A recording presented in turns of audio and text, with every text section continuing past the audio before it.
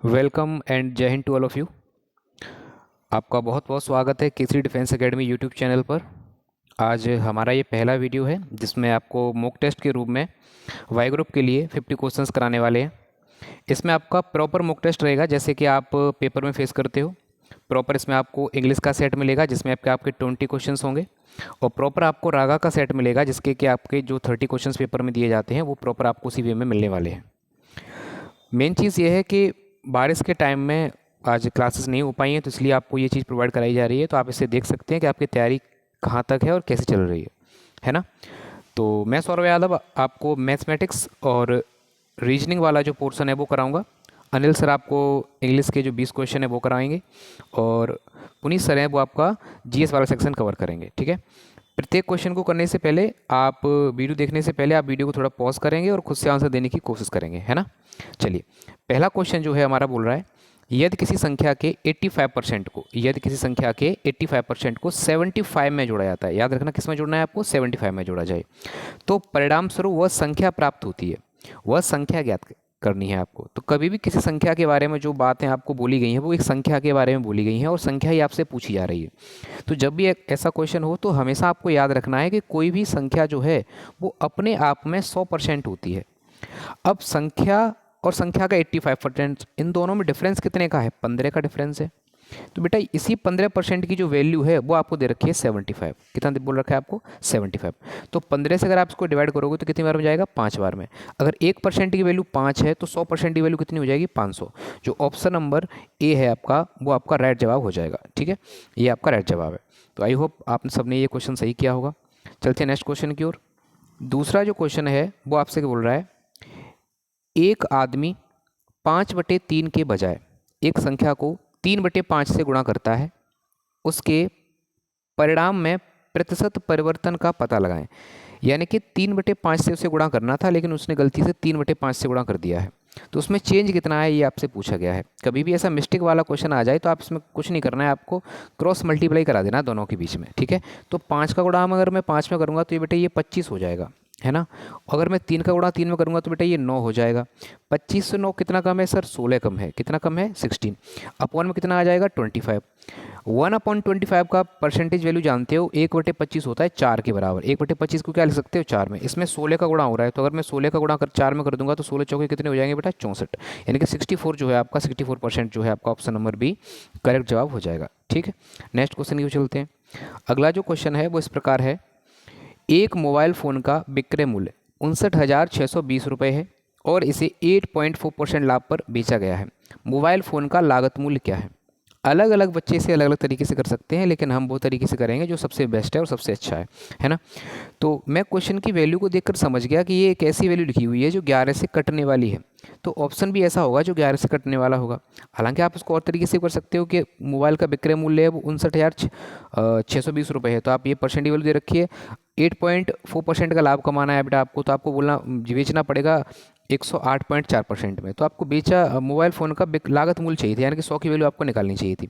लेकिन मैं ऐसे नहीं करूँगा, मैं देख रहा हूँ केवल कि 9 और 6 आपको सर ने 11 की डिविजिबिलिटी पढ़ाई होगी। 11 की डिविजिबिलिटी ये कहती है कि जो सम स्थान पर आने वाले अंक हैं और जो विषम स्थान पर आने वाले अंक हैं उनका डिफरेंस सेम होना चाहिए। जैसे अगर आप देखो बेटा ये 6 है और ये 5 है, ये कितना हो गया, 11, और 9 और 2 कितना हो गया, 11। तो बेटा ये डिफरेंस जो है वो कितने का बन रहा है, हमारा 0 का बन रहा है, यानी कि ये जो संख्या है ये 11 से कटने वाली है। तो अगर मैं ऑप्शन नंबर की ओर नज़र घुमाता हूँ तो देखता हूँ पहला जो ऑप्शन है वो कभी भी 11 से नहीं कटेगा। दूसरा जो ऑप्शन है वो भी कभी 11 से नहीं कटता है। जो ऑप्शन नंबर डी है वो भी 11 से नहीं कटता है। 11 का 5 गुना 55 होता है, तो ऑप्शन नंबर जो बी है वही आपका राइट जवाब हो जाएगा। ठीक है, आई होप आपने सही किया होगा। नेक्स्ट क्वेश्चन की ओर चलते हैं। अगला जो क्वेश्चन है उसमें बोला गया है, जब कोई वस्तु 355 रुपये में बेची जाती है तो 29% की हानि होती है। 29% की हानि हो रही है बेटा। अगर किसी भी वस्तु पर 29% की हानि हो रही है, इसका मतलब क्या है, आपने उसको 71% पे बेचा है। यानी कि ये जो 355 रुपये हैं ये 71 का मान है। 100 में से आपने 29 घटा लिया, 29% की हानि मतलब 100 में से आपने घटाया 29, कितना बचा, 71। तो ये 355 रुपये हैं, 71 का मान है। इसे किस कीमत पर बेचा जाना चाहिए 21% का लाभ कमाने के लिए? बेटा 21% का अगर आपको प्रॉफिट कमाना है तो 100 में आपको जोड़िए, तो आपको वैल्यू याद करनी है, वो याद करनी है 121 की। ये जो 75 का है बेटा, ये 5 गुना है। अगर मैं 180 का 5 गुना करूंगा तो 100 का 5 गुना 500 और 21 का 5 गुना होता है 105। तो 605 इस क्वेश्चन का राइट जवाब हो जाएगा, जो कि ऑप्शन नंबर सी में आपको दिया गया है। चलते हैं नेक्स्ट क्वेश्चन की ओर। जो अगला जो क्वेश्चन है वो आपसे इस तरीके से बोला गया है कि रुपये 600 के अंकित मूल्य वाली एक वस्तु 18% की छूट पर उपलब्ध है।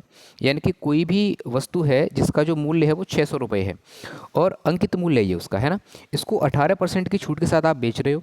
कितने की छूट दी जानी चाहिए, यानी कि आपको छूट कितने की दी जानी चाहिए आपको ये पूछ रहा है। तो अब कुछ नहीं करना है, आपको इन दोनों का सिर्फ मल्टीप्लाई करा देना है। देखो परसेंटेज है, परसेंटेज से ये दोनों जीरो चले जाएंगे। 18 छक्के कितने होते हैं बेटा 108। तो ऑप्शन नंबर जो सी है वही आपका राइट जवाब हो जाएगा। ठीक है, चलते हैं नेक्स्ट क्वेश्चन की ओर। आई होप आपने सही किया होगा।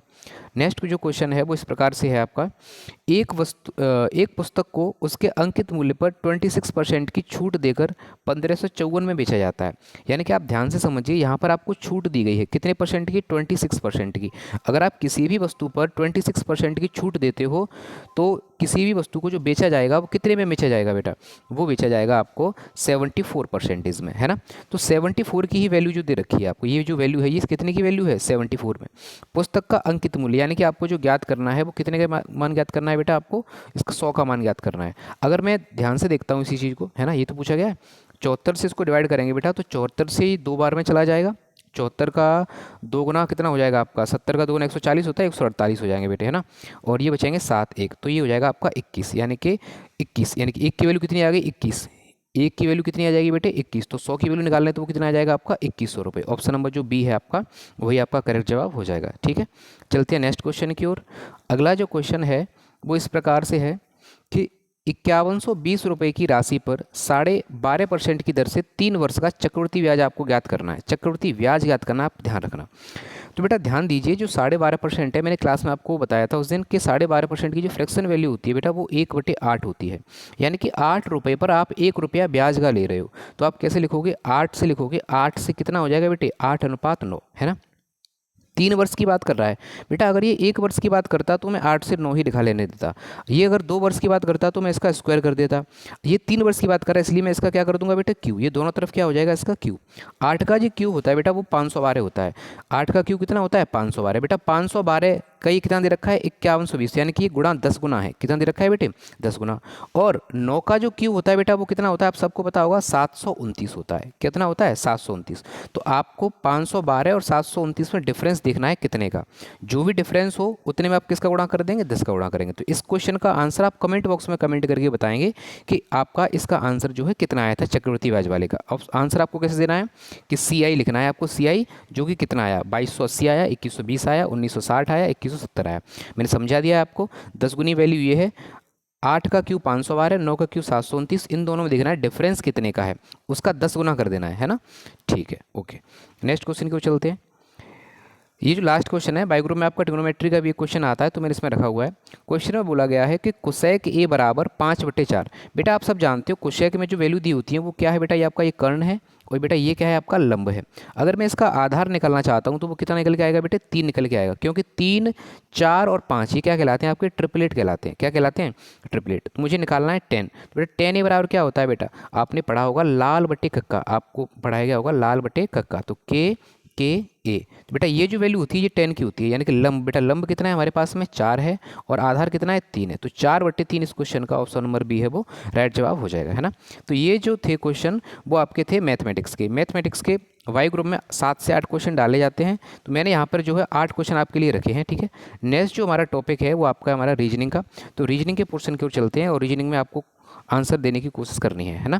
पहला क्वेश्चन है आपका, जो पहले क्वेश्चन बोला जा रहा है वो इस प्रकार से है कि ये जो आकृति है इस आकृति को इन ऑप्शंस में से कौन सा ऐसा ऑप्शन है जो इसको पूरा करेगा, आपको ये याद रखना है।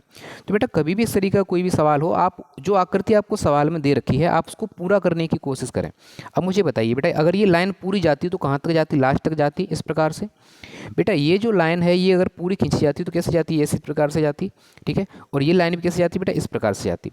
अब मुझे बताइए क्या ऐसा कोई ऑप्शन नज़र आ रहा है आपको। अगर मैं ऑप्शन नंबर ए की बात करूँ ये तो बिल्कुल गलत है, ये लाइन गलत खींच गई है, ये भी गलत हो जाएगा। अब बचता है ऑप्शन नंबर सी या ऑप्शन नंबर डी। अगर मैं देखूं option number C option number D दोनों के दोनों ऑप्शन हल्के से सेम है, लेकिन अगर आप इस लाइन को मिलाओगे तो ये लाइन इस तरीके से जाएगी बेटा, तो ऑप्शन नंबर डी इस क्वेश्चन का राइट जवाब हो जाएगा। ठीक है, इस तरीके से आपको इसके आंसर देने हैं। और बाई ग्रुप में जो रागा वाला सेक्शन रहता है उसमें रीजनिंग का जो पार्ट है उसमें नॉन वर्बल के क्वेश्चन ज़्यादा आते हैं, इसलिए मैंने इसमें नॉन वर्बल के क्वेश्चन ही ज़्यादा रखे हुए हैं, है ना। नेक्स्ट क्वेश्चन की ओर चलते हैं। अगला जो जवाब है क्वेश्चन है वो पूछा गया है आपसे, इस आकृति को भी आपको कंप्लीट करना है बेटा। तो कंप्लीट कैसे करेंगे, अब मुझे बताइए। आप यहाँ पे इस प्रकार से इसको कंप्लीट करेंगे और ये इस प्रकार से कौन से वाले डायग्राम में आपको दिया गया है, एक तो ऊपर से बंद चाहिए आपको, यानी कि ऑप्शन नंबर जो डी है इस क्वेश्चन का राइट जवाब नहीं हो सकता है। अच्छा, ये जो लाइन है ये आगे भी निकल के जाएगी बेटा, तो ये क्रॉस भी कराना है हमको, तो ये ऑप्शन नंबर कौन सा नजर आ रहा है आपको, सी। ऑप्शन नंबर जो सी है इस क्वेश्चन का वो राइट जवाब हो जाएगा, है ना। नेक्स्ट क्वेश्चन की ओर चलते हैं। अगला जो क्वेश्चन है उसमें पूछ रहा है आपको ये दर्पण प्रतिबिंब बनाना है बेटा। यहाँ पे आपको फ्लैग दर्शाया गया है और इस फ्लैग का आपको दर्पण जो है प्रतिबिंब बनाना है। तो आप सब जानते हो बेटा दो प्रकार की इमेज बनती हैं, एक तो होता है बेटा वाटर इमेज और एक होता है आपका बेटा मिरर इमेज। ठीक है, आप इस बात को याद रखें कि वाटर इमेज जो होता है उसमें हेड और जो आपका लेग वगैरह है ये चीज़ बदल जाती है, जहाँ पर हेड है वहाँ पे लेग आ जाएगा, जहाँ पर लेग है वहाँ पर क्या आ जाएंगे, हेड आ जाएंगे वाटर इमेज में। लेकिन मिरर इमेज में बेटा ऐसा नहीं होता है। मिरर इमेज में जो बदला जाता है वो लेफ़्ट और राइट बदल जाते हैं। कहने का मतलब है कि अगर आप कभी भी शीशे में अपना राइट हैंड उठा के देखेंगे तो आपको नज़र आएगा कि दर्पण में आपने लेफ़्ट उठाया है, अगर आप लेफ़्ट उठाएंगे तो आपको नज़र आएगा कि आपने राइट उठाया है। तो आपको याद रखना है मिरर में लेफ़्ट से राइट को बदला जाता है और जो वाटर है उसमें क्या बदला जाता है बेटे, उसमें आपका हेड टू बॉटम बदला जाता है ना। तो अब देखते हैं इस क्वेश्चन का कौन सा राइट जवाब है। अगर मैं दर्पण की बात करूँ बेटा तो यहाँ पे टॉप और बॉटम तो नहीं बदला जाना है। क्या टॉप और बॉटम बदला जाएगा, नहीं बदला जाएगा। क्या बदला जाएगा, लेफ्ट और राइट।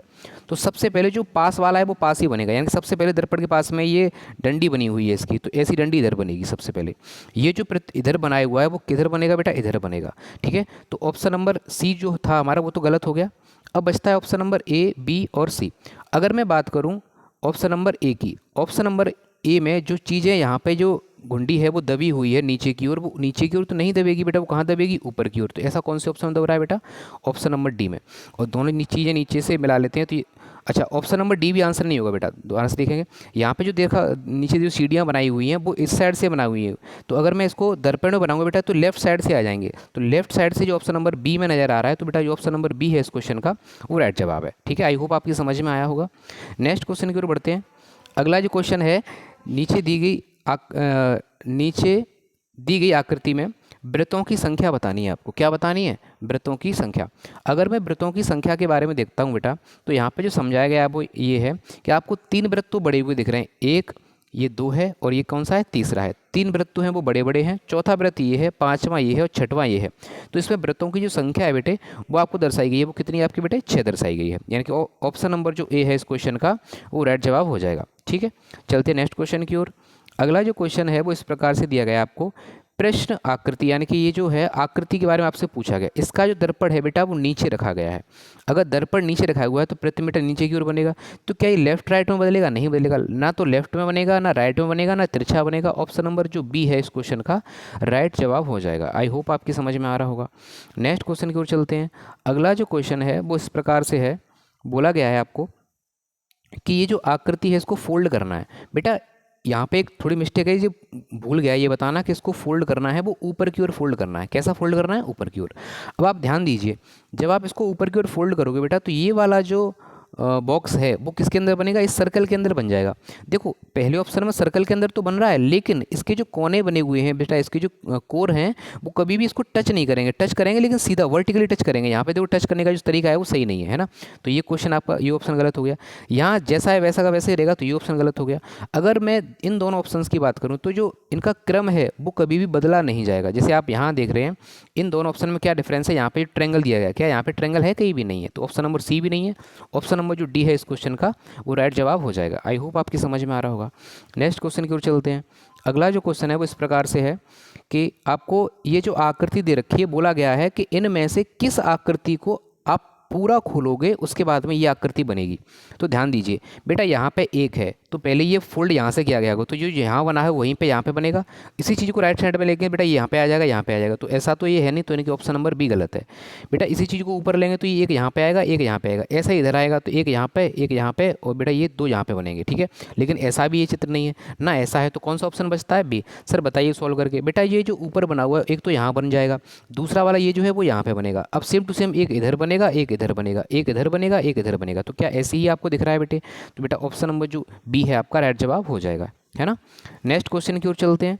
अगला जो क्वेश्चन है वो इस प्रकार से है कि आपको एम, कोई भी एम के बारे में बोला गया है, और जो एम है वो इसमें पूछा गया है इनमें से किस ऑप्शन में जो एम है वो छिपा हुआ है। आपको छिपा हुआ एम बताना है बेटे कि एम कहाँ पर छिपा हुआ है। क्या आपको ऑप्शन नंबर डी में एम छिपा हुआ नज़र आ रहा है? क्या आपको ऑप्शन नंबर सी में एम जो है छिपा हुआ नज़र आ रहा है? क्या ऑप्शन नंबर बी में एम छिपा हुआ नज़र आ रहा है? या ऑप्शन नंबर ए में एम छिपा हुआ नज़र आ रहा है? ठीक है, आसान क्वेश्चन है। इसका जो राइट जवाब है वो आपको ऑप्शन में कमेंट बॉक्स में देना है, ठीक है। इन्हीं ऑप्शंस में से एक ना एक राइट जवाब है।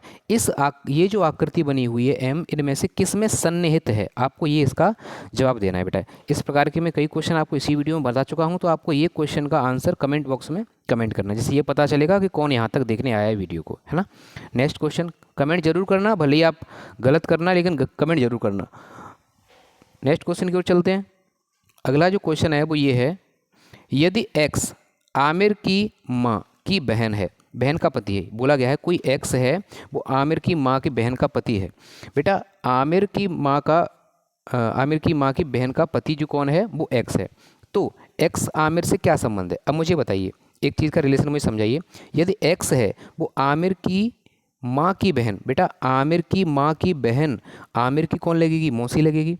बहन का पति है बेटा, तो उसका कौन लगेगा? मौसा लगेगा। तो एक्स का आमिर से क्या संबंध है बेटा? जो वो लगेगा वो क्या लगेगा आपका बेटा? या तो भतीजा लगेगा या क्या लगेगा? भांजा, यानी कि ऑप्शन नंबर, क्योंकि उसकी माँ का भांजा है तो उसकी मौसी लगेगी बेटा, तो उसका भी कौन लगेगा? भांजा, यानी कि ऑप्शन नंबर डी है वो इसका राइट जवाब हो जाएगा, ठीक है। नेक्स्ट क्वेश्चन की ओर चलते हैं। अगला जो क्वेश्चन है वो इस प्रकार से है, दी गई संख्या 8 4 3 5 7 6 5 2 9 में ऐसे कितने अंक हैं जो बाएं से दाएं बढ़ते हुए क्रम में व्यवस्थित करने पर समान स्थान पर रहेंगे?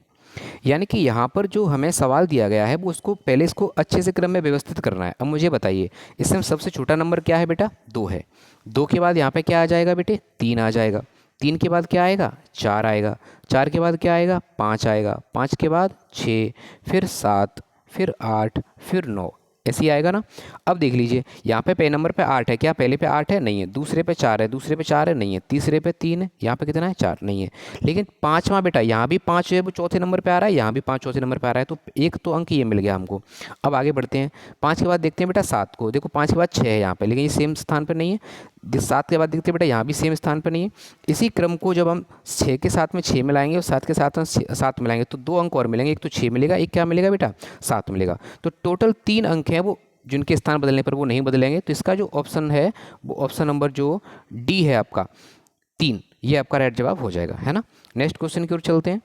अगला जो क्वेश्चन है वो इस प्रकार से है, बोला गया है आपसे बेटा 112, 147, 182 और 217 इनमें से आपका कौन सा राइट जवाब है? ये सीरीज़ का सवाल है बेटा। ध्यान से देखेंगे, कभी भी कोई सीरीज़ जो है वो आप उसमें कुछ तरीके होते हैं इसको देखने के, या तो मल्टीप्लाई प्लस माइनस हो रहा होगा, या डायरेक्ट प्लस किया गया होगा, माइनस किया गया होगा, या स्क्वायर होगा, या क्यूब होगा। आप इस तरीके से किसी वैल्यू को चेक कर सकते हैं। मैं जब यहाँ पे देखता हूँ बेटा, तो यहाँ पे मल्टीप्लाई तो नहीं किया गया है, क्योंकि अगर 112 का अगर मैं आधा भी करता हूँ बेटे, तो ये ज़्यादा 200 से ज़्यादा पहुँचने वाला है, या 200 के आसपास पहुँचने वाला है। ये 150 पे ही पड़ा हुआ है, तो मैं डिफरेंस देखूंगा। क्या देखूंगा मैं दोनों में? डिफरेंस।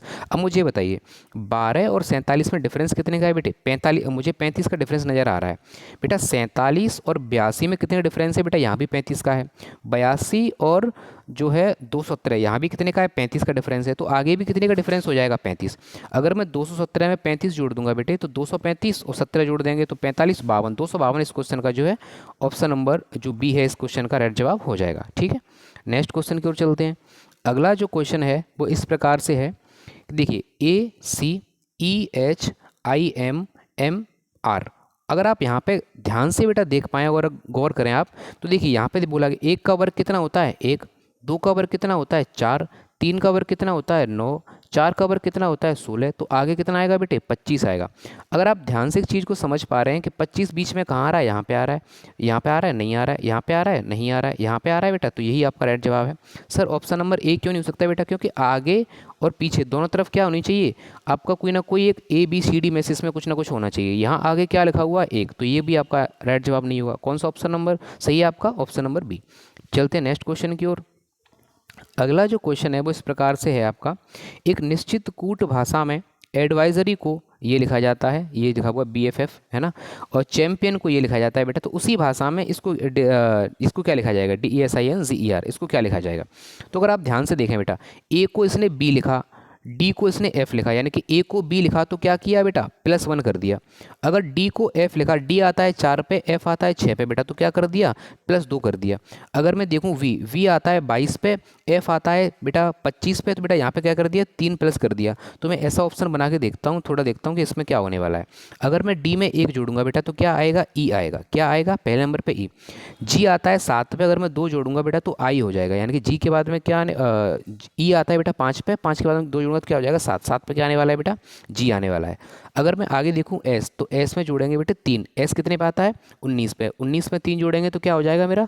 22 हो जाएगा बेटा। 22 पे क्या आता है? V, E G V. अगर मैं देखता हूँ बेटा ई जी वी यहाँ पे आ रहा है, यहाँ पे ई जी यू आ रहा है, तो ये ऑप्शन नहीं होगा। अब बचते हैं ये 3 ऑप्शन, यानी कि हमको इसको आगे भी करवाना चाह रहा है एग्जामिनर, तो हम आगे भी करेंगे। मैंने 3 तो चेक किए। चौथे नंबर पे मेरा आ रहा है बेटा आई, आई कितने पे आता है? 9 पे। यहाँ कितना है बेटा? एम है, यानी कि एम कितने पे आता है? 13 पे। तो यानी कि पहले 1 जोड़ा, फिर 2 जोड़ा, फिर 3 जोड़ा, तो अब क्या जोड़ेंगे? 4। यानी कि यहाँ पे आई आ रहा है तो बेटा एम आएगा, अगला क्या आएगा? एम। तो आप यहाँ से देखेंगे यहाँ पे एन आ रहा है तो बेटा ये ऑप्शन नहीं है। अब इन दोनों में आ जाइए, यहाँ पे क्या आ रहा है? एन आ रहा है, तो ये ऑप्शन नहीं है। ऑप्शन नंबर जो सी है इस क्वेश्चन का वो राइट जवाब हो जाएगा, है ना। नेक्स्ट क्वेश्चन की ओर चलते हैं। अगला जो क्वेश्चन है वो बोला गया है आपसे, यदि किसी सांकेतिक भाषा में किंग को PRMT लिखा जाए तो उसी भाषा में रेन को क्या लिखा जाएगा? बेटे अगर आप ध्यान से गौर करें तो यहाँ पे देखो बोला गया है KP, यानी कि के का उल्टा क्या है? P है, आई का उल्टा क्या है? R है, एन का उल्टा क्या है? M है, और जी का उल्टा क्या है बेटे? T है। अगर आपको उल्टे याद नहीं है तो मैं 10 सेकंड का समय लूँगा, आपको याद हो जाएंगे। जैसे आपको बताया बेटा हम कैसे बोलते हैं? A to Z, तो बेटा A to Z हो गया। B बाई, बाय बोलते हैं सबको, तो B बाई हो गया। क्रैक्स तो सबने खाए हैं, क्रैक्स, तो C का उल्टा क्या हो गया? X हो गया। आप सबको पता है दिल्ली वाली गर्लफ्रेंड गाना सुना होगा आपने, DW, या दिल्ली वाले या दिल्ली वाले, है ना, तो D का उल्टा क्या हो जाएगा बेटा? W। आगे क्या आता है बेटा? E, तो इवनिंग आप सब बोलते हो, तो E का उल्टा क्या हो जाएगा? इवनिंग हो गया। फन, फन क्या मतलब? सब लोग आनंद लेते हैं, तो F का उल्टा क्या हो जाएगा बेटे? U हो जाएगा। एफ जी, इसके बाद क्या आता है? जी, तो GT रोड किसने बनवाई थी? सिरसा सूरी ने बनवाई थी। एक ट्रेन भी चलती है GT ग्रैंड ट्रंक, है ना, तो ऐसे करके GT ये हो जाएगा। हाई स्कूल आप सबने पास किया हुआ है, तो एस का उल्टा क्या हो जाएगा बेटा? एस हो जाएगा। आई कितने पे आता है? 9 पे आता है, तो बेटा इंडियन रेलवे, आई आर बोल सकते हैं, तो आई का उल्टा क्या हो जाएगा? आर हो जाएगा, यानी कि ये इंडियन रेलवे हो गया। जैकलिन फर्नांडिस का नाम सबने सुना है आपका, चट्टियाँ कलाइयाँ वाली, है ना, तो ये आपका जे का उल्टा क्या हो जाएगा बेटा? क्यू, JQ हो गया बेटा। अब चलते हैं 11, तो बेटा किंग्स KP या PK, आपने पिक्चर देखी हुई है, KP या PK बोल सकते हैं उसको, वो हो गया। अभी हम पहुंच गए बेटा 11 पर। आगे अगर हम इस चीज़ को देखें तो 12वां नंबर है लाइट ऑफ, यानी कि LO, क्या बोल सकता हूँ मैं इसको? लाइट ऑफ, यानी कि LO, ये तो आ गया। और लास्ट बचता है बेटा आपका MN, यानी कि मन। तो ये आपके सारे रिवर्स हैं जो मैंने आपको याद करा दिए। आई होप आपकी समझ में आया होगा, है ना। तो अब इस क्वेश्चन की ओर बढ़ते हैं। तो यहाँ पे बेटा उल्टे दिए हुए थे, तो R का उल्टा अभी मैंने क्या बताया? इंडियन रेलवे, तो सबसे पहले क्या आएगा बेटे? आई आएगा। A का उल्टा क्या बताया बेटे? मैंने आपको Z बताया। फिर दोबारा आई का उल्टा बेटा क्या हो जाए? यहाँ पे R है तो आई है, आई का उल्टा क्या हो जाएगा बेटा? R हो जाएगा। एन बेटा, एन का उल्टा मैंने क्या बताया था आपको? मन, M, यानी कि IZRM, IZRM, देखिए IZRM, IZRM ऑप्शन नंबर आपको ए में नज़र आ रहा है, तो ये आपका राइट जवाब हो जाएगा। नेक्स्ट क्वेश्चन देखते हैं। हाँ बेटा, तो ये जो है आपका मैथ और रीजनिंग वाला सेक्शन कवर होता है। अभी सर ने मुझे बताया कि लास्ट हमसे क्वेश्चन शायद मिस्टेक हो गई, तो मैं चेक कर लेता हूँ उसको, है ना। रीजनिंग का जो हमारा जो ट्रिग्नोमेट्री का क्वेश्चन था उसको मैं 1 मिनट चेक कर लेता हूँ क्या उसमें कोई मिस्टेक हुई है कि नहीं है। वैसे मुझे नहीं लगता है कि ऐसा कुछ हुआ है, लेकिन लेट मी चेक, क्या हमने उसमें कोई गलती कर दी है। हाँ भाई, तो उसमें दे रखा था कोसेक के बराबर, यहाँ पे बोल रखा है बेटे कि कोसेक ए बराबर है 5/4। तो कोसेक में बेटा जो ए है ये कर्ण है आपका, और ये क्या है बेटे? आपका लंब है। तो अगर मैं आधार निकालूंगा तो कितना आएगा बेटा? 3, मैंने यही निकाला है। tan ए बराबर क्या होता है बेटा? लाल बट्टे कक्का, तो L/A आएगा बेटा। L का मान कितना है? 4 है, और ए का मान कितना है बेटे? 3 है, तो यानी कि 4/3 ऑप्शन नंबर बी ही इस क्वेश्चन का राइट जवाब है, जो कि मैंने आपको सही कराया था, है ना। तो आगे जो है आपका जीएस वाला पोर्शन है वो पुनीत सर कंप्लीट करेंगे, क्योंकि लास्ट में जो क्वेश्चन बचते हुए हैं उनके लिए जो है वही क्वेश्चन है, 6 से 7 क्वेश्चन है आपके, 7 क्वेश्चन जो पूछे जाते हैं एग्जाम में, तो वही क्वेश्चन जो है वो पुनीत सर इसको कवर कराने वाले हैं, है ना। तो आई होप आपने वीडियो को एंजॉय किया होगा, और जितने भी क्वेश्चंस के मैंने आपसे क्वेश्चन कमेंट बॉक्स में मांगे हैं आंसर, वो सभी आप आगे से देना है, ठीक है। Welcome. Good afternoon all of you. मैं पुनीत। देखिए आपके जीएस के क्वेश्चन हैं। क्वेश्चन नंबर 3 पढ़िएगा। यदि भारत के राष्ट्रपति का पद रिक्त हो जाए और कोई उपराष्ट्रपति भी ना हो, तब निम्न में से कौन कार्यवाहक राष्ट्रपति होगा? देखिएगा, इसका ऑप्शन ए है राज्य सभा का सभापति, उपसभापति, बी भारत का महान्यायवादी, सी लोकसभा अध्यक्ष, डी सर्वोच्च न्यायालय का मुख्य न्यायाधीश। जैसा कि आप जानते हैं कि जब राष्ट्रपति का पद रिक्त होता है या वो अपना त्यागपत्र देते हैं तो उपराष्ट्रपति को देते हैं। जब वो भी नहीं हैं तो इस कंडीशन में वो अपना त्यागपत्र किन्हें देते हैं? वो देते हैं आपके भारत के मुख्य न्यायाधीश, जो इसका आंसर होगा आपका डी। नेक्स्ट चलते हैं। संविधान के उल्लंघन के आधार पर राष्ट्रपति के विरुद्ध किसके द्वारा महाभियोग चलाया जाता है? ऑप्शन ए भारत के मुख्य न्यायाधीश द्वारा, भारत के उपराष्ट्रपति द्वारा, सी लोकसभा अध्यक्ष के द्वारा, ऑप्शन डी संसद के दोनों सदनों द्वारा। ठीक, इसका आंसर जाएगा आपका डी। देखिए, जो महाभियोग की प्रक्रिया है, इम्पीचमेंट प्रोसेस, आपके भारतीय संविधान के आर्टिकल 61 में दी गई है। ठीक, इसमें क्या होता है, संसद के दोनों सदन, ये आपका एक सदन होता है लोकसभा और एक होता है आपका राज्यसभा। ठीक, जो महाभियोग की प्रक्रिया संसद के किसी भी सदन से पहले स्टार्ट की जा सकती है। ठीक है, तो इसका आंसर क्या जाएगा आपका टी। नेक्स्ट क्वेश्चन सुनिएगा। देखिए, ये आपका करंट अफेयर क्वेश्चन है। पेरिस ओलंपिक 2024 में भारत ने कुल कितने पदक जीते? ठीक, तो देखिए ये संख्या रही थी आपकी, कितनी थी? 6। ठीक, कितनी थे? 6। A option. कैसे कैसे था वो सुनिएगा। देखिएगा, इसमें है भारत ने 1 रजत पदक जीता और 5 कांस्य पदक जीता। टोटल कितने हो गए? 6। वो देखिएगा बारी बारी से कैसे आते हैं वो सुनिएगा थोड़ा। ठीक, देखो अभी जो पहला था आपकी जो निशानेबाज हैं शूटर मनु भाकर। ठीक, उन्होंने पेरिस ओलंपिक में भारत के लिए खाता खोला और उन्होंने 10 मीटर एयर पिस्टल में क्या जीता? कांस्य पदक जीता। अब दूसरे बार में आती हैं मनु भाकर और आपके सरबजोत सिंह, उन्होंने भी 10 metre air pistol mixed team में कांस्य पदक जीता। ठीक, अब तीसरा जो कांस्य पदक था वो जीता था आपके स्वप्निल कुशाले। ठीक, स्वप्निल कुशाले ने जीता था किसमें? 50 मीटर राइफल 3 पोजीशन। ठीक, अब आगे सुनिएगा। भारतीय हॉकी टीम ने स्पेन को हराकर क्या जीता था? आपका कांस्य पदक जीता था। ठीक है, ये चीज़ है। और चलिएगा, अब देखिएगा, अब बात आते हैं आपके नीरज चोपड़ा। तो नीरज चोपड़ा जी ने जेवलिन थ्रो में 89.45 मीटर भाला फेंककर इसमें रजत पदक जीता था। ठीक है, इससे पहले भी टोक्यो ओलंपिक में स्वर्ण पदक जीत चुके हैं। अब आपका देखो छठवां है जो कांस्य पदक आया था, वो है आपके अमन सहरावत। ठीक, अमन सहरावत हैं, तो इन्होंने कुश्ती में 57 kg भार वर्ग में कांस्य पदक जीता था। ठीक, इस प्रकार भारत के टोटल कितने होते हैं? आपके 6 पदक होते हैं, और इन पदकों के साथ भारत का स्थान कितने पर रहा? 71वें स्थान पर रहा था भारत। ठीक है, ये चीज़ ध्यान रखिएगा। देखिएगा, निम्नलिखित में से किन परिस्थितियों में राष्ट्रपति आपातकाल घोषित कर सकता है? देखिए, जो राष्ट्रीय आपातकाल का जो वर्णन किया गया है वो भारतीय संविधान के अनुच्छेद 352 में है। ठीक, इसमें कहने का राष्ट्रीय आपातकाल की उद्घोषणा राष्ट्रपति कर सकते हैं। तो उसमें आधार बताना है आपको, कौन से आधार है। तो नंबर 1 है बाह्य आक्रमण। ठीक, जिसको इंग्लिश में बोलते हैं एक्सटर्नल एग्रीगेशन, आंतरिक अशांति, इंटरनल डिस्टर्बेंस। नंबर 3 राज्यों में संवैधानिक तंत्र का विफल होना, failure of constitutional machinery in the state. आर्थिक संकट मतलब फाइनेंशियल। ठीक, अब देखिएगा, अब ये जो ऑप्शन देखिएगा, ऑप्शन ए 1, 2 और 3, ऑप्शन बी 1, 3 और 4, ऑप्शन सी 2, 3 और 4, ऑप्शन डी 1, 2 और 4। तो देखिएगा कि जब मोरारजी देसाई सरकार आई थी तो उनके समय पर 44वां संविधान संशोधन किया गया। ठीक, 44वां संविधान संशोधन 1978 में किया गया और आंतरिक शांति शब्द के स्थान पर सशस्त्र विद्रोह शब्द जोड़ा गया। कौन सा? सशस्त्र विद्रोह शब्द जोड़ा गया। ठीक है, जिसको इंग्लिश में बोलते हैं आर्म्ड रिबेलियन।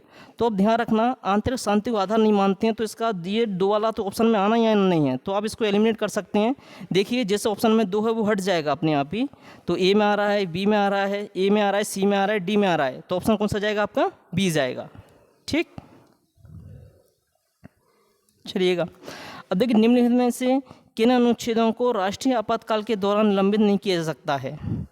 तो देखिए जब राष्ट्रीय आपातकाल की उद्घोषणा आपके राष्ट्रपति करते हैं तो आपके भारतीय संविधान में जो आर्टिकल 20 और जो 21 हैं उनको राष्ट्रपति क्या होते हैं? निलंबित नहीं कर सकते हैं। ठीक, ये चीज़ें।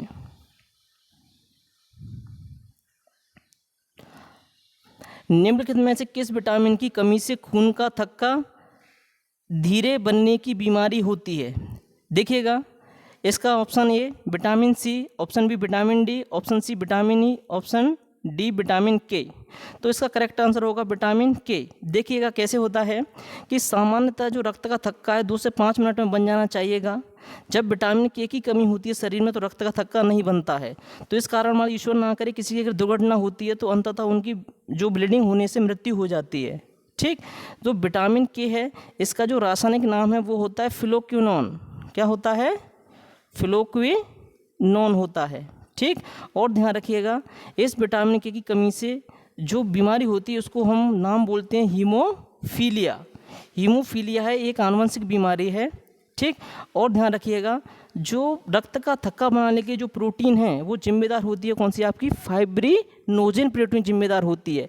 एक क्वेश्चन इस लैंग्वेज को ऐसे ना लिखकर ऐसे लिख सकता है कि कौन सा विटामिन रक्त स्कंदन के लिए सहायक है? रक्त स्कंदन कहने का मतलब उसको इंग्लिश में बोलते हैं ब्लड क्लॉटिंग। तो अभी आंसर कौन सा जाएगा आपका? विटामिन के जाएगा। ठीक, ये 7 क्वेश्चन थे हमारे जीएस के। हाँ,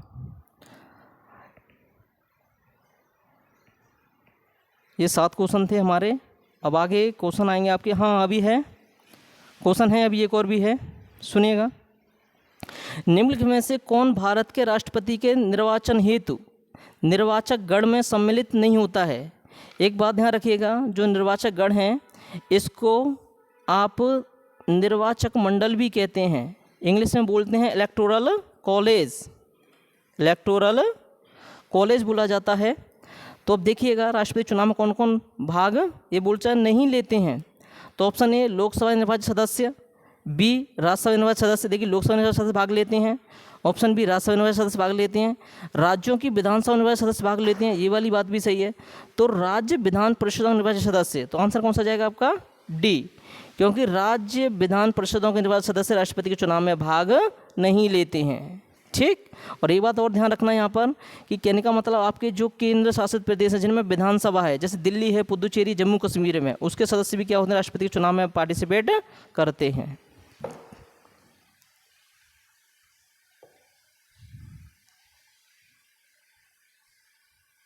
जैसे आपके क्वेश्चन हो चुके हैं। ठीक, अब देखिए अनिल से कराएंगे आपको इंग्लिश।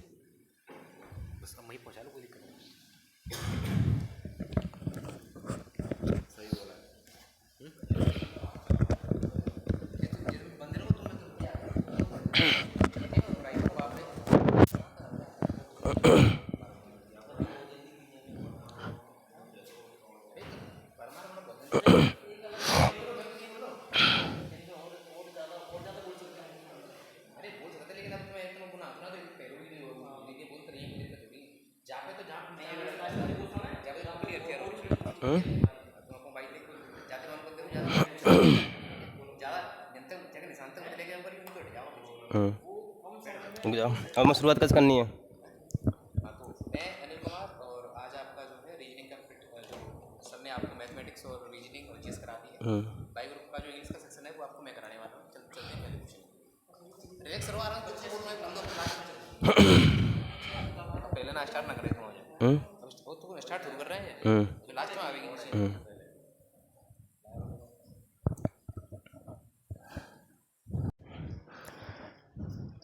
जय हिंद व्यू। मैं अनिल कुमार आपको एक क्वेश्चन करने वाले हम जीएस के। जैसा कि आप लोगों ने अभी किया है, पहले सबसे पहले क्वेश्चन किए मैथमेटिक्स के, फिर आपने किया रीजनिंग को, फिर किया आपने जीएस को। तो रागा का जो पोर्शन होता है इसमें रागाम आपके यही आते हैं, और इसमें इंग्लिश के जो 20 क्वेश्चन रहने वाले हैं वो 20 क्वेश्चन आप मेरे साथ करने वाले हो। तो चलिए शुरू करते हैं। तो पहला क्वेश्चन आपके सामने स्क्रीन पर आ चुका है, देखिए। India is one of the leading film producing country in the world, no error. तो बताइए आप सभी इसमें किस पार्ट में आपको उसमें गलती आपको नज़र आ रही है? Option A, option B, option C या ऑप्शन डी? बताइए। जैसा कि आपने एक रूल पढ़ा होगा, आप लोगों ने एक रूल पढ़ा होगा कि एक केस होता है इसमें, देखिए India is one of the, one के बाद वन के देखिए वन, आपका जो वन होता है इसको देख लेते हैं। आपका जिसमें वन होता है, वन के बाद आने वाला प्रीपोजिशन जो होती है, तो प्रीपोजिशन के आने वाला जो नाउन होता है, ऑफ के बाद आने वाला नाउन हमेशा आपको बनता है प्लूरल फॉर्म में। देखिए of the leading film producing country, the लगता है नाउन के लिए, तो इसमें यहाँ से लेकर लीडिंग ना तो आपका नाउन है, फिल्म आपका नाउन है, प्रोड्यूसिंग आपका नाउन नहीं है, नाउन आपका छिपा हुआ कंट्री। कंट्री से पहले जो भी लगा हुआ है, प्रोड्यूसिंग, फिल्म, लीडिंग, ये सब क्या है? एडजेक्टिव। तो इस कंट्री को फाइंड करने के लिए इसका आपका आर्टिकल आया है द के बाद जो भी आ रहा है, अच्छा द और नाउन के बीच में, द और नाउन के बीच में जो भी आपके वर्ड्स आते हैं वो आपको कहलाते हैं क्वालिफायर। वो क्वालिफायर किसके लिए होते हैं? नाउन के लिए। अच्छा नाउन को क्वालिफाई करने के लिए क्या कहलाता है? एडजेक्टिव। तो जो एडजेक्टिव आपने देखा होगा, एडजेक्टिव हमेशा क्वालिफाई करता है किसको? नाउन के लिए, हमेशा क्वालिफाई करेगा नाउन के लिए। क्लियर है? तो देखिए of the leading film producing, आपने केस पढ़ा है, वन ऑफ के बाद हमेशा जो नाउन आता है वो कैसा आता है? प्लूरल। यहाँ पर कंट्री कैसा आपका नाउन है? सिंगुलर। आना क्या चाहिए था? कंट्रीज़। क्या होना चाहिए था? Countries in plural form. तो किस पार्ट में आपको गलती दिखाई दी? ऑप्शन ए, ऑप्शन बी या ऑप्शन सी? जी हाँ, ऑप्शन सी। आपका ऑप्शन सी में कंट्रीज होना चाहिए था, कंट्री नहीं। इसको पॉइंट को आप क्लियर करके रखना कि वन दो तरीके से जो होता है, एक वन के बाद डायरेक्ट वर्ब आती है, एक वन के बाद आता है ऑफ। तो वन के बाद वर्ब आती है, उसमें आपका वन बन जाता है प्रोनाउन। वन के बाद जो ऑफ आता है उसको आपको नाउन आना चाहिए हमेशा प्लूरल, ठीक है ना। एक और बात, वन के बाद आने वाली जो वर्ब होती है हमेशा आती है सिंगुलर फॉर्म में, ठीक है ना। चलिए आगे चलते हैं।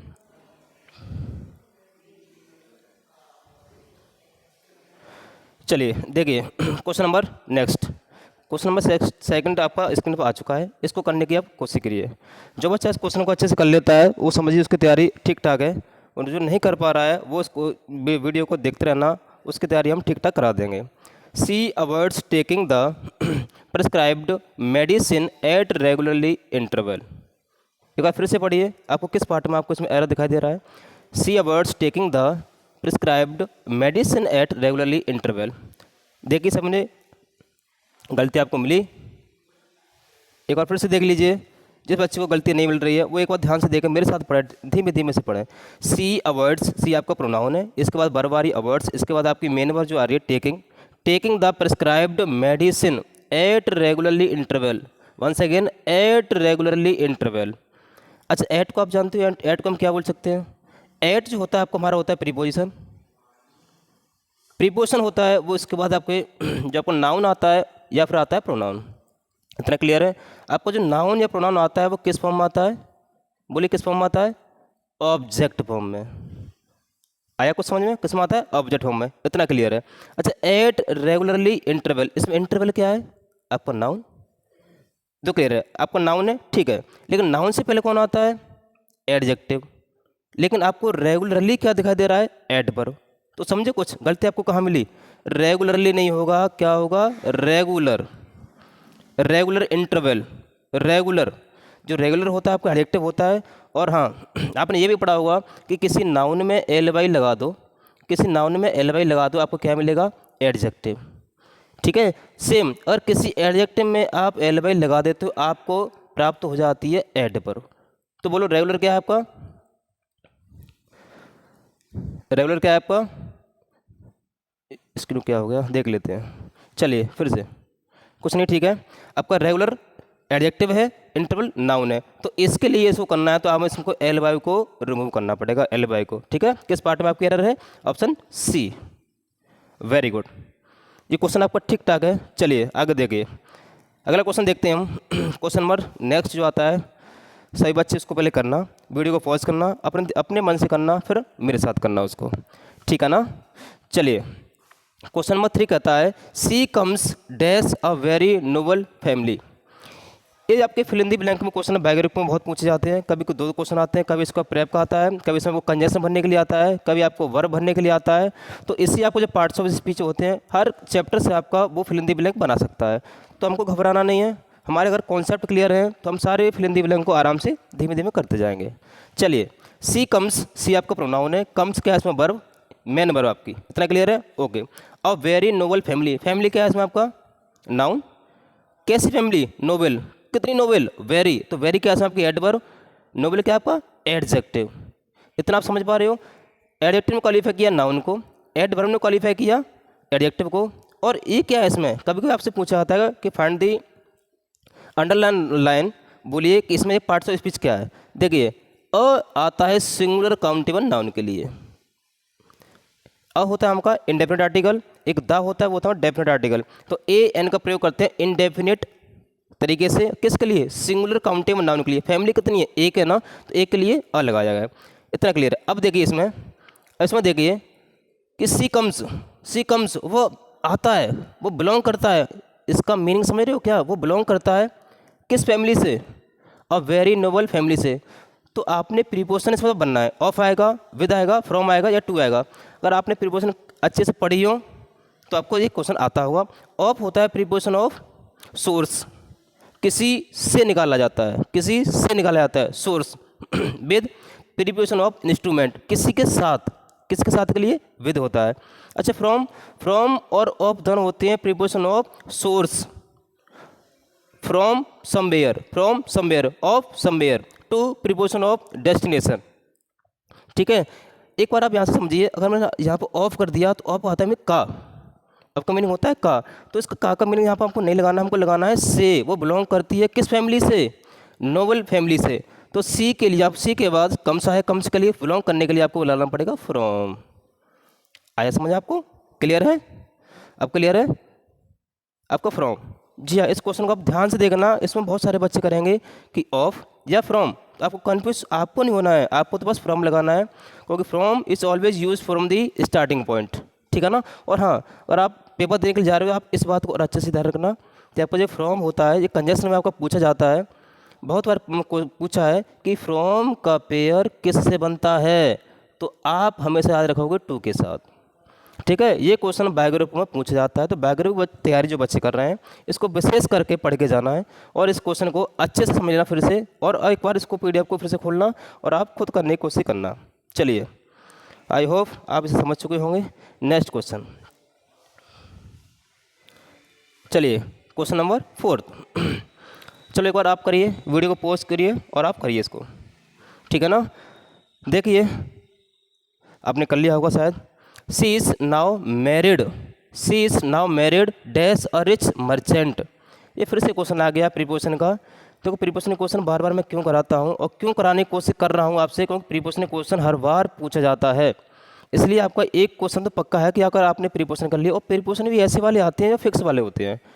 तो इस प्रीपोजिशन को आप बड़े ध्यान से समझते जाना कि मैरिड, कई सारे टीचर होते हैं, कई सारे किताब में भी दिया होता है कि मैरिड के बाद टू लगा दो, मैरिज के बाद विद लगा दो, है ना? तो इस सब केस को आप भूल जाना। आज आपको जो बताने के जा रहा हूँ उस केस को आप अच्छे से पकड़ लेना। अगर आपका मैरिड या आपका मैरी, अगर आपका मैरी एक्टिव वॉइस में है,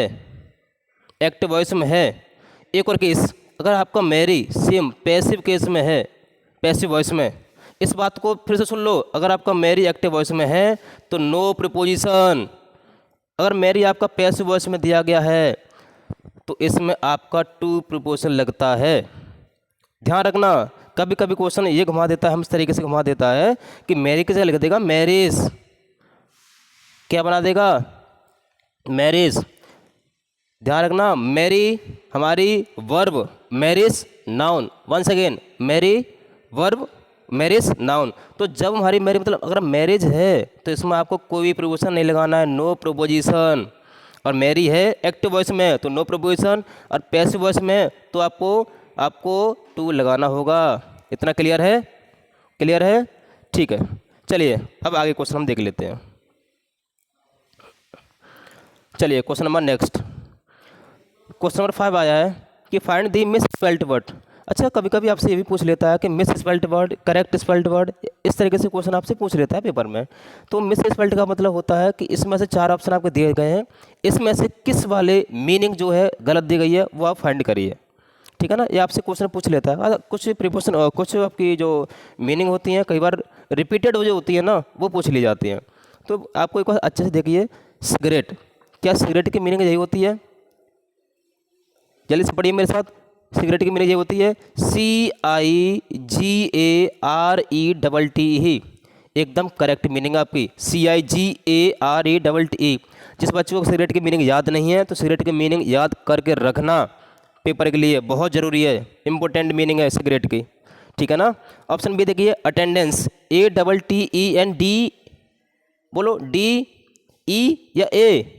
मिलेगी गलती हमको, किस पार्ट में गलती है? बी, क्योंकि अटेंडेंस की मीनिंग आपने देखी भी होगी, ATTENDA, यहाँ पर आपका मीनिंग आएगा ई की जगह पर A। क्लियर है। 12th, very very important meaning 12th की, जो 12th की जो मीनिंग है ना आपकी 12th की मीनिंग है जी बहुत ज़्यादा इंपॉर्टेंट है। कई सारे बच्चों से मीनिंग नहीं आती है, पेपर में पूछ ली जाती है, अक्सर बच्चे इसको गलत करके आते हैं। ठीक है ना, तो आपसे गलती नहीं होनी चाहिए।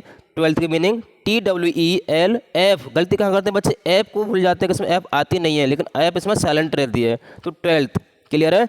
कमेटी, मैं कई बार से देखता आ रहा हूँ इस कमेटी को, मैंने बच्चों को पहले ही बताया था कमेटी को मीनिंग को मत भूल जाना, बाकी सबको तुम भूल जाओ, कोई दिक्कत नहीं है। क्योंकि कमेटी कई बार की most important, most repeated meaning आपकी कमेटी कहलाती है। तो कमेटी को सही बच्चे ध्यान रखना, इसको भूल मत जाना। क्लियर है। कौन सी मीनिंग आपका ऑप्शन कौन सा वाला सही था? अटेंडेंस, अटेंडेंस वाली जो मीनिंग है ना वो आपकी गलत थी। क्लियर है। चलिए आगे नेक्स्ट क्वेश्चन देखिए, सभी बच्चे इस क्वेश्चन करने की कोशिश करें जल्दी से। फिर से आ जाए इसमें फाइंड द करेक्ट वर्ड। मैंने जो आपको जो मॉक टेस्ट बनाया है ना 20 क्वेश्चन का इंग्लिश का, जी मैंने एकदम एग्जाम रिलेवेंट क्वेश्चन बनाया है, जो पेपर में पूछे आता है उसी को, जो मोस्ट जो क्वेश्चन है ना आपके मोस्ट रिपीटेड वाले हैं, जो PYQ क्वेश्चन से वहाँ से उठाए गए हैं और आपको दिखाया गया है कि मॉक टेस्ट किस किस लेवल तक क्वेश्चन आपसे आते हैं मॉक टेस्ट में। ठीक है ना। बताइए इसमें एसेशन, बताइए इसमें। चलिए नेक्स्ट क्वेश्चन देखिए, इसमें से आपको फाइंड द करेक्ट वर्ड देखना है। ऑप्शन ए आपका ये वाला मीनिंग सही है, बी सही है, या सी सही है, या फिर डी सही है। अगर आपको याद हो तो इसमें ASSINATI आता है, आपने देखा भी होगा। एस के पीछे एस, एस के पीछे एस, यहाँ पे ई आ रहा है, ये गलत। इसमें सिंगल एस आ रहा है, गलत। यहाँ पर डबल एस, ये भी ठीक है, ये ठीक है, लेकिन आगे जाके इसमें ई लगा दिया, ये आपका मीनिंग गलत। आपका सही कौन सा वाला बच्चा? बी वाला। एस के पीछे एस, इसका मीनिंग होता है राजनीतिक हत्या। ठीक है ना। चलिए अगला क्वेश्चन देख लेते हैं। Question number next, question number 7 को करें एक बार। He remained at home, he remained at home dash he was ill. इसमें आपको फिल करना है कंजक्शन। बताइए भाई इसमें कौन सा वाला कंजक्शन आपको सूटेबल है? बट, अच्छा बता दूं आपको, बट जो कंजक्शन होता है वो होता है कॉन्ट्राडक्शन वाला, जहाँ पर विरोधाभास का आपका मीनिंग आता है, वहाँ पर एक सेंटेंस आपका पॉजिटिव, एक सेंटेंस आपका नेगेटिव जाता है। जब एंड होता है आपको कम्युलेटिव कंजक्शन, मतलब दोनों आपके सेंटेंस दोनों आपको क्लोज है, आपको एकदम पैरेलल होने चाहिए, सेम मीनिंग वाले। एल्स का पेयर बनता है बट के साथ, ये आप याद रखना, एल्स का पेयर बट के साथ। एस एक कंजक्शन होता है, इसका मीनिंग होता है बिकॉज। कुछ कंजक्शन ऐसे होते हैं अपने बाद कभी भी पेयर वर्ड नहीं लेते, जैसे एज हुआ, सिंस हुआ, ठीक है, बिकॉज हुआ और एज सुन एज हुआ। ठीक है ना। एज, सिंस, बिकॉज ऐसे कंजक्शन होते हैं जो दिखाते हैं कंजक्शन ऑफ रीजन। तो इस सेंटेंस में मीनिंग पहचानिए किसका मीनिंग आ रहा है। ही रिमेन्ड एट होम, वो घर रह गया। क्यों रह गया भाई? रीजन क्या था रहने का? क्योंकि वो क्या था? बीमार था। He was ill, because he was ill. तो बिकॉज का मीनिंग देने वाला एच, आपका मीनिंग कौन सा वाला है? एच। ठीक है, इस तरीके से हम क्वेश्चन करने वाले हैं और आपको भी ऐसे क्वेश्चन, ऐसे ऑप्शन को आपको एलिमिनेशन करना पड़ेगा। एलिमिनेट करिए और क्वेश्चन को अच्छे से करिए। चलिए, the noun form of the duplicate, duplicate आपके इसमें वर्ब है, इसको हमको वर्ब से नाउन कैसे बना सकते हैं जी आप देखिए।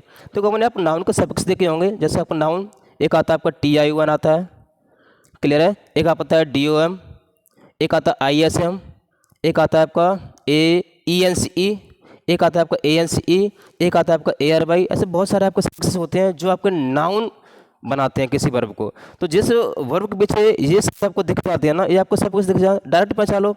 अच्छा कहाँ पर TION देखो कहाँ पर लगा हुआ है, अच्छा ए वाले से क्या बनता है? एडजेक्टिव, तो ये तो होने से रहा, डुप्लीकेटर कुछ होता नहीं है, डुप्लीकेट कोई मीनिंग नहीं है, बचा कौन सा, ये यही तो है टी आई ओ लगा इसके पीछे सफिक्स, है कि नहीं है? जी हाँ, अगर आपको सफिक्स याद है ना नाउन के, एडजेक्टिव के, वर्ब के, तो बस क्वेश्चन को देखने से पहचान लोगे। इसलिए मैं कहता हूँ आपको सफिक्स बहुत जरूरी है, याद करके रखो, ये क्वेश्चन पूछ लिया जाता है। अगला क्वेश्चन देखिए, to read between the lines, ये आपका ईडियम है। इस ईडियम का आपको आंसर बताइए क्या है। To read between the line, इसका मीनिंग होता है to understand the inner meaning, जो अंदर क्या चल रहा है उसका सेंस क्या है उस मीनिंग का, उसका मीनिंग आपका ये वाला होता है। इसका आंसर आप ऑप्शन सी। अगला क्वेश्चन देखिए, अगला question, a well experienced person, ये आपने बहुत ज़्यादा आपने पढ़ा भी होगा, देखा भी होगा। इसका मतलब होता है ऐसा व्यक्ति जिसके पास बहुत सारा एक्सपीरियंस होता है, उसे कहते हैं वेटर्न। क्या कहते हैं? वेटर्न, ठीक है ना। चलिए अगला क्वेश्चन देखिए, अगला क्वेश्चन देखिए, सिनोनिम्स ऑफ द बिगिनर, जो शुरुआत करता है, शुरुआत करने वाले को कहते हैं हम बिगिनर। जो आपने देखा भी होगा, नौसिखिया, नौसिखिया एक मीनिंग होता है नोवाइस, इसी को बोलते हैं टायरो, ठीक है ना। आपको ऐसा व्यक्ति होता है जो हाल ही में कुछ सीख रहा होता है, उसे कहते हैं नोवाइस। वेटरन आपको पता ही है क्या होता है, अभी मैंने आपको बताया। मास्टर पता ही है, व्यक्ति होता है डिटैच खड़ा करने वाला। इसमें से आपका ऑप्शन ए वाला करेक्ट है। चलिए आगे चलते हैं, नेक्स्ट क्वेश्चन। सभी क्वेश्चन को ध्यान से करते रहिए और थोड़ा जल्दी करने की कोशिश करें, को आपको टाइम वहाँ भी बहुत कम मिलता है। एंटोनिम्स ऑफ स्कॉन, अच्छा स्कॉन जो मीनिंग होता है, इसका मतलब होता है फटकारना, डांट फटकारना, किसी पर डांट लगाना या फटकारना, डांटना फटकारना। इसका मीनिंग क्या हो जाएगा उल्टा, एंटोनिम क्या बन जाएगा इसका, प्रेज। क्या बन जाएगा? प्रेज, प्रशंसा करना। अच्छा प्रेज की स्पेलिंग इसमें मेरे टाइपिंग गलत लिखती है, PRAISE, PRAISE होती है, ठीक है, PRAISE।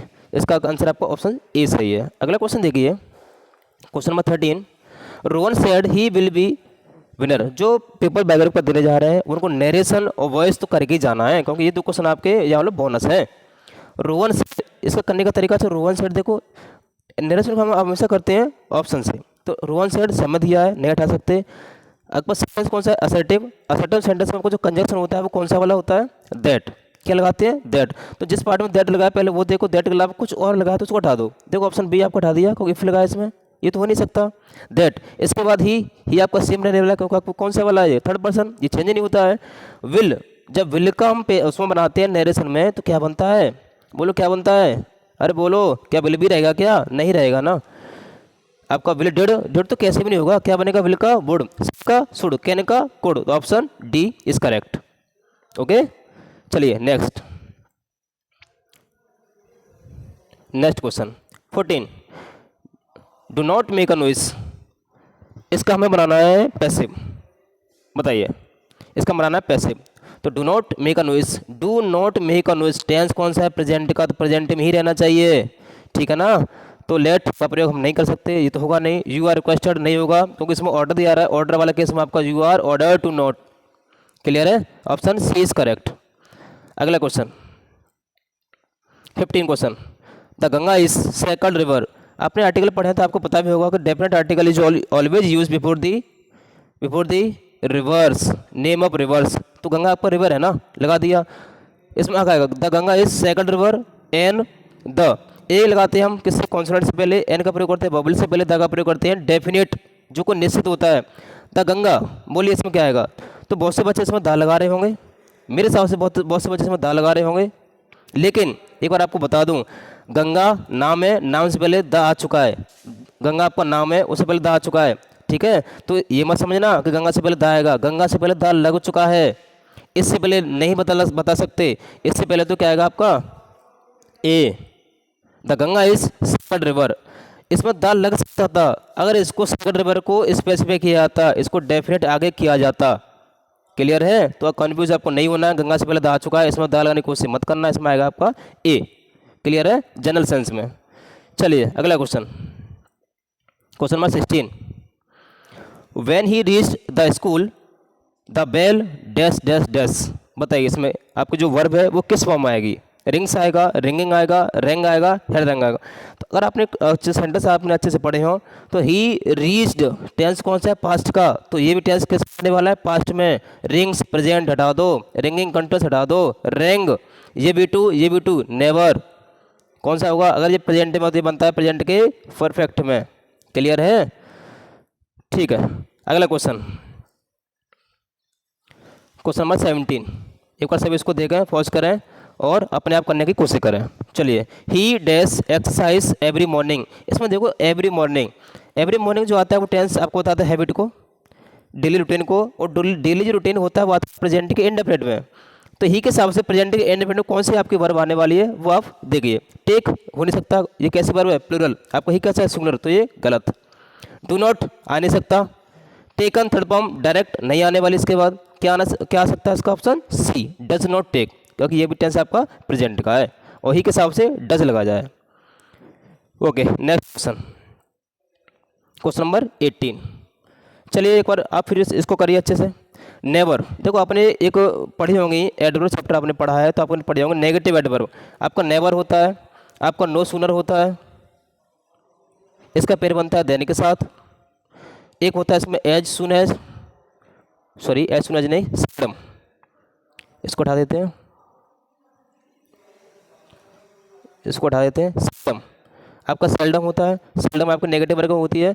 तो सेल्डम हुआ, नो सुनर हुआ, हार्डली हुआ, स्कार्सली हुआ, रेयरली हुआ, ये हमेशा फॉलो करती है इनवर्जन को। अच्छा, इनवर्जन क्या होता है कि सब्जेक्ट से वर्ब लगा दो, जिस क्लॉज में आपकी नेगेटिव एडवर्ब आ रही हो उसमें वर्ब पहले आएगी, आपका सब्जेक्ट बाद में आएगा। तो इसमें किस पार्ट में गलती है आपकी, ऑप्शन ए में, never have I, option A is correct. Clear है। चलिए अगला question, question number 19।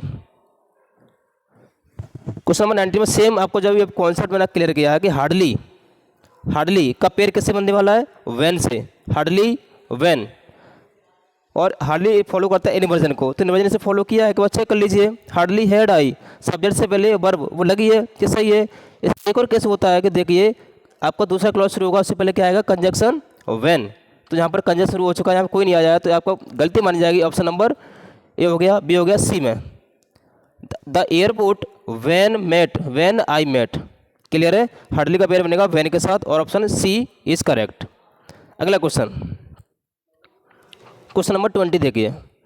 He is the, option A, the most wisest student, option B, in the class, option C, no error, option D. बताइए किस part में आपकी गलती है, ही is the wisest या ही इज द मोस्ट वाइजेस्ट। तो आपने पढ़ा होगा आपकी डिग्री होती है सुपरलेटिव, और सुपरलेटिव डिग्री से पहले धागा प्रयोग किया जाता है, इतना क्लियर है। हाँ, एक आपका पॉलिश लेवल होता है, एक होता है मोनोस लेवल। जो पॉलिश होता है उसमें आपको लगाना पड़ता है उससे पहले मोस्ट और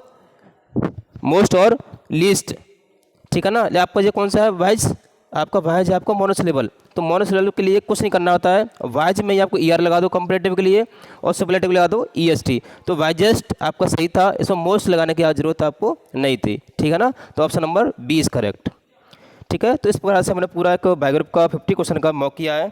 तो आई होप सभी ने अच्छे से इनको एंजॉय किया होगा और आपने चेक किया होगा आपका स्कोर क्या आ रहा है, ठीक है। अगर ऐसे ही आपको पढ़ना है तो आप मेरे चैनल को सब्सक्राइब कर लीजिए, वीडियो को लाइक कर दीजिए, और हम ऐसे आपके लिए वीडियो लाते रहेंगे।